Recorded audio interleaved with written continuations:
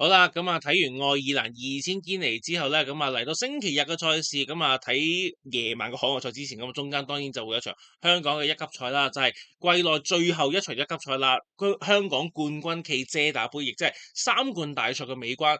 咁啊，當然個焦點就係睇下浪漫勇士可唔可以衝擊到又成為另一匹三冠王啦。咁啊，之前就講話三冠王唔知幾多年先有，咁啊結果而家有機會連續2年都係，咁啊都幾有趣啊！咁睇翻近10屆冠軍啦，外隊馬贏過啦，24年傑傲之戀啦，其實近年都開始有多翻啲外隊馬嚟跑，咁都係好事嚟嘅。咁啊，另外就見到時精賽啦、象王啦，亦都成功蟬聯過呢項賽事嘅。咁啊，另外告東尼都仲憑巴基之星啊、象南嗰啲贏過啦。咁仲有啲明月千里啊、勇戰神區嗰啲贏過嘅。咁騎師方面就澳洲啲大佬成績幾好啦，潘頓啊、布文啊、麥杜朗啊，然後貝湯美嗰啲都贏過。咁睇下今年羅馬勇士做唔做得到啦。咁戰線方面咧，雖然就其實都有唔少馬係跑過皇太后紀念杯啦，但係多數出自嘅戰線都係女王杯啦，而且就算係出自皇太后紀念杯咧，都唔代表一定要跑得好。係啊，因為始終你皇太后紀念杯同埋遮打杯相隔嘅日數再短啲啦，比起女王杯，因為女王杯同皇太后紀念杯其實就係爭好遠嘅啫，一個零禮拜到嘅啫，頂盡係。咁但係你皇太后紀念杯，如果你係孭住重磅去贏嘅，過嚟去跑嘅，通常你用咗嗰場體力都冇咁好，所以你見勇戰神區又好，象王都好，嗰場即係可能都係俾佢哋熱一熱身先，因為佢哋都未必會跑女王杯。呢啲咁嘅長途馬可能就係要俾佢撻一場咁樣熱咗身之後先過嚟跑啦。咁所以你見佢依兩屆冠軍，佢哋就係叫做個名次係後少少嘅。咁其實女王杯啦，咁嗱至於有外隊外隊代表咧，就叫我知就係杜拜嗰度過嚟嘅，咁啊都係啲即係2、3月中東嘅戰線過到嚟5月底咋，啱啱好叫有翻嗰2個月到嘅休息時間俾佢哋回氣啦。上年我遊氣泡就咁梗係勁啦，你唔係走女王杯喎，你係冠軍一哩，即係1600跳800嚟跑2000先係贏到。咁今年嗱本身佢都話想跑嘅，咁啊但係最尾就發現隻馬有事啦，有啲健康問題咧就冇得跑啦。咁啊希望佢健康都冇問題啦。天氣方面就應該都唔會落雨嘅。早排就香港係咁落雨啦，但係去到當日就應該就唔會落雨嘅，都係正常場地啦。第一條片啊，咁呢隻馬嗰件衫咧，你一定係非常之有親切感啦。咁就係 DMM 嗰件衫啦。唯獨愛你之前喺香港都取得好美滿嘅成績啦。咁佢又退咗役啦，做咗媽媽啦。今年啊整隻都叫老黃忠啦，大怪奇過嚟跑。呢場就嗱，你看似就好似話跟博士好似慳晒咁，但係其實一隻喺前面放順咗嘅歌利巨人咧，就算佢唔係英皇錦標嗰隻都好咧，咁佢都係有翻咁上下水平咁嘅，咁所以贏到佢咁都證明到有一定能力咯。今次啊唞夠過嚟香港換莫雷拉，交俾你分析下點睇啦。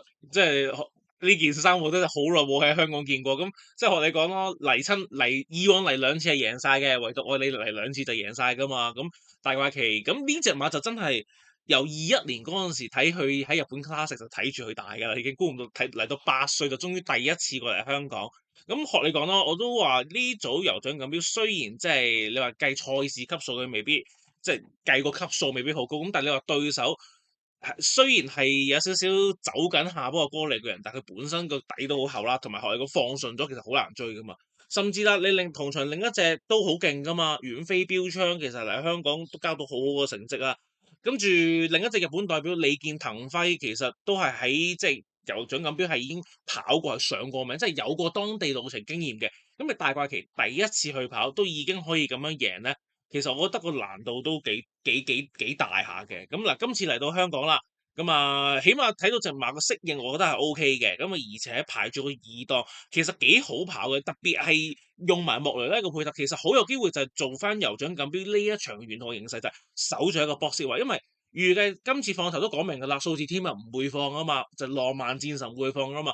咁又浪漫戰神會唔會放得好快？我覺得就未必會放得好快嘅。咁所以佢咬得住浪漫戰神，守住波斯位咧，其實應該就幾好跑。咁當然要睇下直路個取位啦。咁但係你話交翻出呢組可以贏歌利巨人同埋遠飛標槍嘅水準，再配合埋佢上年年尾贏京都大賞典嗰個表現咧，睇下可唔可以鬥一鬥浪漫勇士。始終浪漫勇士當然係一隻好尊敬嘅馬，我真係覺得佢好犀利嘅。但係佢2400到而家為止只係跑過1次，咁嗰次係跑錯嘅一個跑法。咁但係你話佢係咪真係最擅長嘅路程咧？又未必係。咁睇下加強配搭，又有個好嘅檔位，可唔可以近，即係可以逼下佢咯？咁啊，一路睇住浪漫勇士，一路繼續講咯。咁都係嗰個問題，即係實力就冇乜嘢好講噶啦。咁李半咁咪睇下會唔會犯錯咯？即係如果佢唔犯錯嘅，咁要贏佢就極難噶啦。咁嗯，但係如果好似真係上年遮打杯咁啊，隻馬原來去到李半真係冇咁強威力嘅，咁最有機會偷到雞嘅，我諗都係大怪奇。其他嗰啲嗰個差距都真係比較大咯。咁嗯，林朗士唔講咁多啦，不如講兩句數字天文咯。嗯，咁啊嗱，今年打比嗰堆馬咧，再出表現就比較一般嘅。咁啊，紫荊盛世係最慘，仲要流埋鼻血添啦。咁呢隻馬咧，嗱開頭咧就諗住佢即係揾到個放頭嘅跑法啦，咁就可以擺脱到以往澳洲嗰個問題，就係個疆口唔係咁好。但係而家睇翻咧，你見佢呢場女王杯咧，就算係自己放都好咧，其實佢都係有啲頂口。嗯。咁而家上到嚟里半要跟馬跑，會唔會有雷王再現？我絕對覺得係有咁嘅可能嘅，反而我就覺得佢嚟到香港之後，佢成功改，即係唔好話成功改造嘅，但係即係揾啱到佢自己嘅跑法，就係自己前面均速大步大步咁樣走。其實我覺得先係最啱佢嘅跑法。咁但係你就係話啦，呢兩場其實都有少少就係過分地想約束佢啊，即係俾佢放啊，但係就唔想佢放得咁狂。但係有啲馬就係你越係約束，你有冇見過馬克羅斯歡樂之光嗰啲會捉住咁樣嚟放㗎？你就要俾佢越走越開心，同埋佢係有氣量㗎嘛。咁唔係話你頭兩段捉，稍為捉一捉慢去，然後你第三、第四段加速嗰種先叫做放得再順啲㗎嘛。反而有啲馬真係你要由從一而終咁樣開頭，由頭放到快咁樣先啱嘅。咁我唔肯定數字天文去到尾半會唔會都係應該要咁樣跑法。咁但係至少我覺得，如果你話今次你係要跟馬跑，而你變成讓咗個對手係你俾浪漫戰神去放，因為嗱，即係坦白講啦，浪漫戰神、浪漫勇士同係噶嘛，同線噶嘛，你俾咗主要爭勝對決，即係你假想你一定係擺喺浪漫勇士度噶啦，你作為即係你咁強嘅對手，但係你係俾咗佢嘅同係馬，佢自己放操控埋個步速，咁你咪立於即係令自己陷入於一個不利嘅境地咯。咁所以我覺得你話如果留住放。咁我自己覺得就會削弱咗佢機會嘅，即係唔係當然，我覺得今屆打比嘅馬其實都未係話好差嘅，至少你白鹿金剛再出去對年長馬去跑一級賽，仲要縮程都追得好。咁第一個數字天文，如果你話留住跑嘅就祝佢好運咯。我都係咁樣覺得，即係我覺得如果你要挑戰強敵嘅話，你一定要用啲相對可能看似比較極端少少嘅跑法咯。但係如果你要咁四平八穩嘅，仲要加埋呢隻馬個脾性咧，我就即係對咁樣嘅做法就非常之有保留咯。咁嗯，嗯，希望佢去到正本戲，即係到時即係放翻俾大家睇咯。如果捉住跑嘅話，我就真係非常擔心。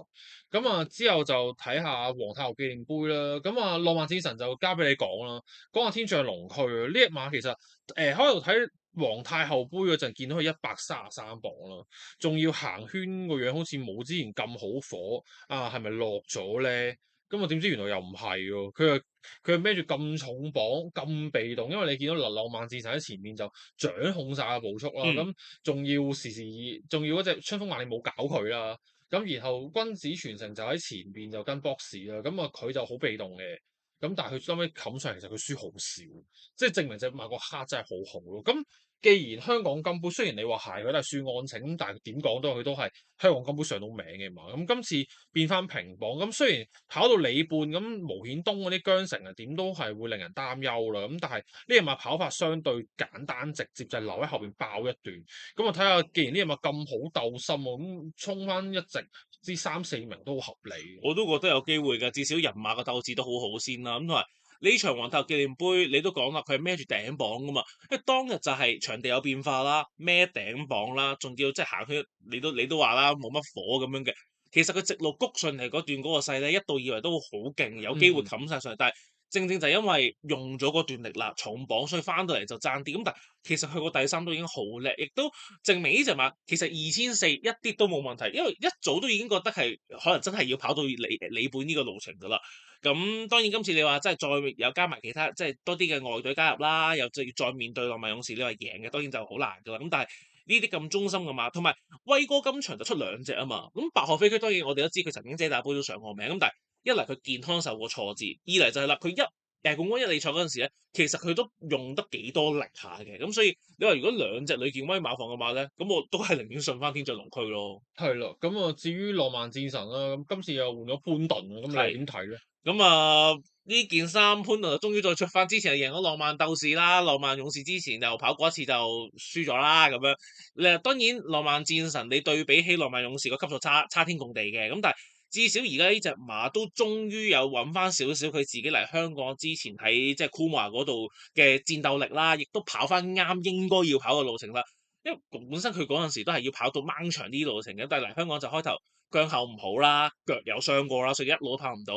係賺晒㗎啦！呢場皇后紀念杯又輕磅又擺喺前面又變法地，咁但係你話今次遇對呢堆對手以數字天文角嗱，我唔知係咪出口術啦。咁但係如果你話主要會同你一齊爭放頭嘅馬，佢講明話唔放嘅，我讓俾你放嘅，起碼我呢個位我佔咗先機先。贏就贏唔到㗎啦，都係覺得。咁但係你話作為而家隻馬終於跑得翻少少嘅馬，咁你都叫擺個潘頓上去嘅，我又覺得佢又唔會揸流灘嘅，着住呢件衫，睇下可唔可以就係入頭四咯。我個目標都係覺得係應該係一齊入同浪漫勇士一齊入到頭四已經好好咯。係啊，都係四重彩腳之選咯。咁啊，最後一隻就講埋另一隻日本代表咧，利森明緣。其實我有啲唔明嘅，呢隻馬點解係都要跑咁鬼長？因為其實呢隻馬本身係跑2000嗰啲起家，咁啊，但係近年就經常去嘗試跑啲里半甚至更長嘅路程啦。咁啊，育馬者杯草地大賽嗰場個第二，我真係激死嗰場，真係咁樣輸俾傑奧之戀，真係，唉，真係諗起都心傷。之後就跑咗幾次2400、2500啦，咁啊。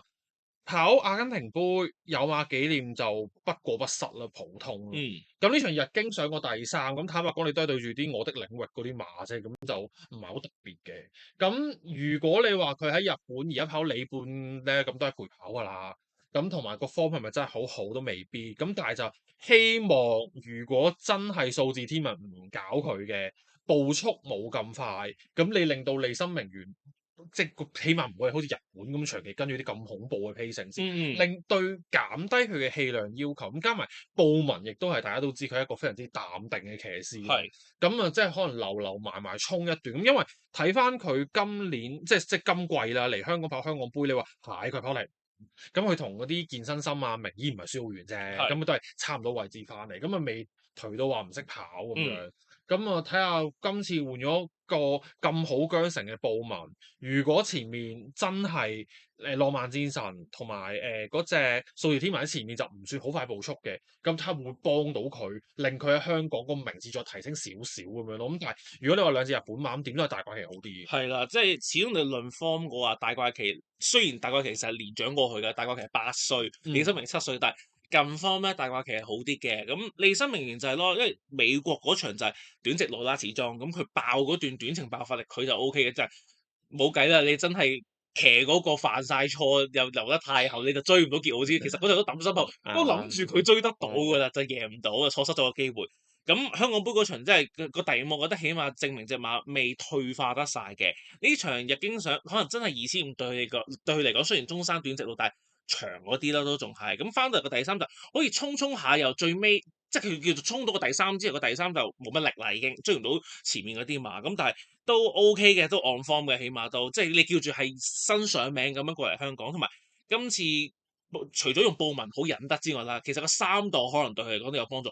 只要布文唔係話咁心急入彎掟出去衝咧，佢如果直路馬群中間有啲位咧，佢三檔佢試下喺中間攝上嚟嗰種咧，慳埋埋咧，其實以佢級數都有得衝近嘅。咁睇下真係啦，換咗個大師傅會唔會再幫得到啲李心明緣啦？你話但係贏嘅話咧，就我覺得比大怪其實更加難嘅。希望佢都跑得好啦。諗下嗱，遮打杯就冇數據俾大家啦，因為都一嚟就係長途大賽啦，二嚟都係啲香港賽事嘅話，都係主力同大家分析翻啲馬嘅啫。咁但係當然啦，講到即係你話三冠馬王，究竟浪漫勇士可唔可以再成為另一匹咧？咁因為即係學你好難，其實接連兩，因為之前話講到30年先有一匹，結果係打一可能有機會2年都唔係。真係呢隻浪漫勇士係好值得我哋知嘅，好犀利嘅馬王，又傷過又成咁樣。都個心梗係希望想可以做到三冠啦，亦都可以有少少攞翻個遺憾，之前贏過遮打杯啊嘛。咁但係啦，今次面對住兩匹外隊代表，睇下又可唔可以再一次即係叫做成功擊退外敵，可以即係叫做為佢自己咁光輝即係競賽生涯喺度再錦上添花啦。咁啊，下一條片啊就開始又講翻愛爾蘭嘅賽事啦，咁就係愛爾蘭一仙堅尼同埋達德素金杯啊，咁啊同愛爾蘭二仙堅尼一樣啦，咁都係古摩亞啲馬熱晒嘅，咁我睇下係咪又係古摩亞三連擊啊？冇錯啦，咁所以轉頭翻嚟再繼續同大家講翻愛爾蘭嘅賽事啦。中意我哋條片嘅朋友就快啲去追蹤我哋嘅 Facebook 同埋 IG，之後再叫埋你啲朋友一齊去訂閱我哋嘅 YouTube Channel，撳埋隔離個鐘仔，咁就唔怕錯過我哋每一集嘅最新資訊啦。記得